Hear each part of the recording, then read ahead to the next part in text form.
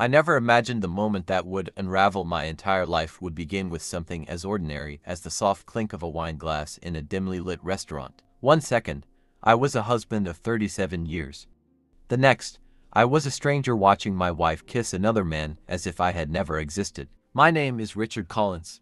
Until that night, I believed my life was steady, honest, earned. At 61, freshly retired after decades in accounting, I took quiet pride in the family I had built. My wife, Laura, and I had raised 2 children, Daniel and Emily. We had endured life's ups and downs together. We weren't perfect, but we were solid, or so I thought. Trust had always been the foundation of everything. That evening, I had gone to a small Italian restaurant downtown to meet an old colleague. When he canceled at the last minute, I decided to stay anyway. I ordered dinner, half absorbed in my phone until something pulled my attention across the room. It was Laura. She wasn't supposed to be there. She had told me she was out of town meeting a client. Before I could even process the lie, I saw her lean forward and kiss the man sitting across from her. Time seemed to stop. My chest tightened as if the air had been sucked out of the room. The man looked polished, confident, far too comfortable with her. I didn't confront them. Instead, I did something that surprised even me. I quietly took out my phone and captured a few photos. Something deep inside told me this wasn't just betrayal. This was the beginning of something much bigger. When I returned home that night, the house felt unfamiliar. The wooden sign in the kitchen, "Home is where the heart is," suddenly felt like a cruel joke. Laura came back later, calm and composed, acting as though nothing had happened. I watched her closely, studying every word, every gesture. For the first time in nearly 4 decades, I realized I didn't know this woman at all. Over the next few days, I began to dig. Numbers had always been my language, and they rarely lied. What I found made my stomach turn. There were withdrawals from our joint accounts I didn't recognize. Checks I had never written, transfers to companies I had never heard of. At first, I considered the possibility of an error, but the pattern was too deliberate, too precise. I began researching the companies tied to the transactions.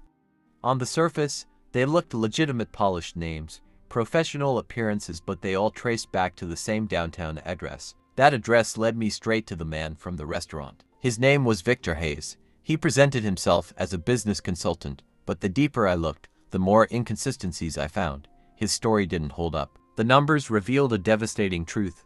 Over 3 years, nearly $120,000 had been siphoned from our accounts.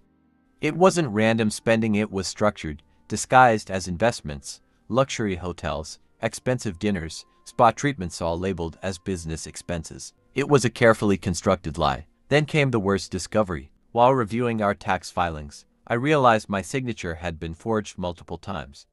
False deductions had been claimed under these fake businesses, exposing me to serious legal consequences. That was the moment everything shifted. This wasn't just an affair. It was fraud, and I was being pulled into it without my knowledge. I contacted a lawyer I trusted, Daniel Chen.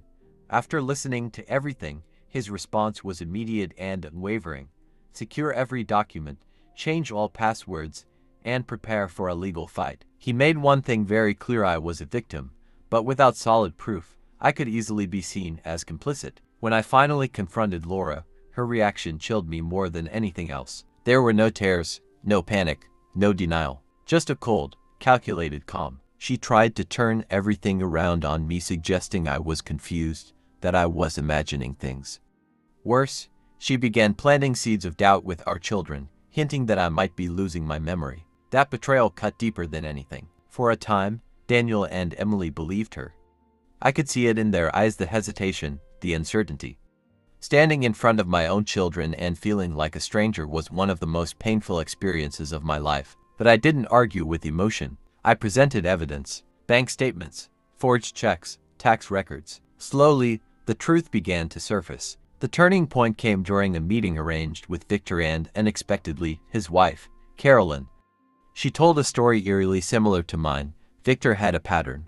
He targeted married women, lured them into fake investments, and used their money to fund his lifestyle. Laura wasn't the first. She wouldn't have been the last. Once everything came to light, the legal consequences followed quickly.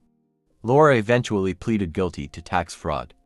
She avoided prison, but she faced probation, community service, and heavy financial penalties. As for me, I was cleared of all wrongdoing thanks to the evidence and my cooperation. But the damage to my life was already done. The divorce was finalized within a year. I kept the house a small anchor in an otherwise shattered world. Laura moved into a modest apartment and returned to a simpler job. The woman I had shared nearly 40 years with was gone. In her place was someone I barely recognized. For a long time, I grieved not just the end of the marriage, but the illusion of it.